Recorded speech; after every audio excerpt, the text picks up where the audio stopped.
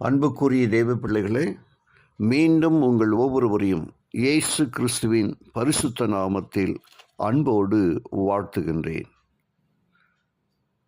தொடர்ந்து நாம் ஜெபத்தோடு தேவ ஆலோசனைகளுக்குள்ளாய் கடந்து செல்வோம்.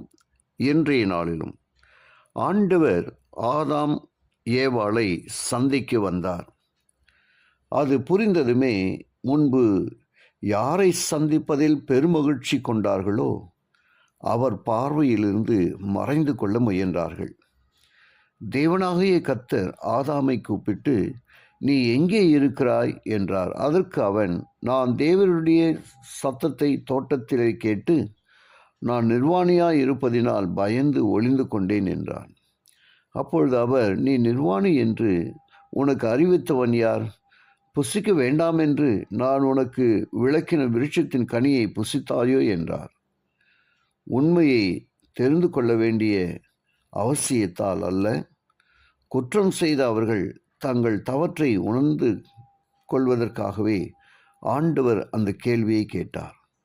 உங்களுக்கு எவ்வாறு அவமானமும் பயமும் வந்தன?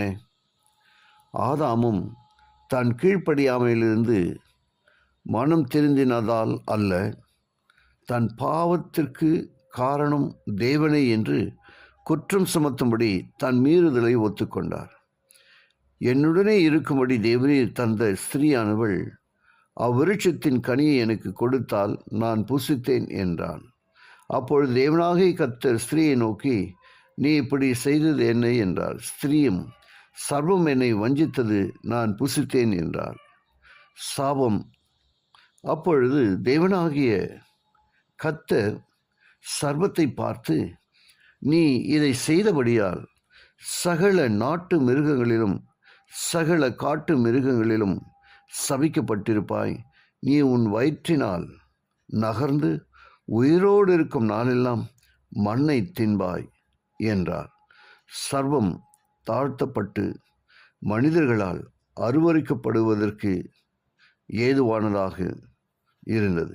ஏனெனில் அதை ஒரு ஊடகமாக கொண்டுதான் சாத்தான் செயல்பட்டான். அன்புக்குரிய தேவ பிள்ளைகளே, ஆண்டவர் ஆதாமிடம், நீ உன் மனைவியின் வார்த்தைக்கு செவி கொடுத்து புசிக்க வேண்டாம் என்று நான் உனக்கு விளக்கின விருட்சத்தின் கனியை புசித்தபடியினாலே பூமி உன் நிமித்தம் சபிக்கப்பட்டிருக்கும். நீ உயிரோடு இருக்கும் நாளெல்லாம் வருத்தத்தோடே அதன் பலனை புசிப்பாய். அது உனக்கு முள்ளும் குறுக்கும் முளைப்பிக்கும். வெளியின் பயிர் வகைகளை புசிப்பாய். பூமியிலிருந்து எடுக்கப்பட்டபடியால் நீ பூமிக்கு திரும்ப மட்டும் உன் முகத்தின் வேர்வையால் ஆகாரம் புசிப்பாய் என்றார். ஜெபிப்போமா. கிருபையுள்ள நல்ல பிதாவே, உமக்கு நன்றி சொல்லுகிறோம். உடைய வார்த்தையின் வழியாக நீ எங்களுக்கு கற்றுக் கொடுக்கிற உடைய பாடங்களுக்கு ஸ்தோத்திரிக்கிறோம். கேட்ட ஒவ்வொருவரையும் ஆசீர்வதியும். இயேசுவின் வழியாக ஜெபிக்கிறேன் நல்ல பிதாவே. ஆமென்.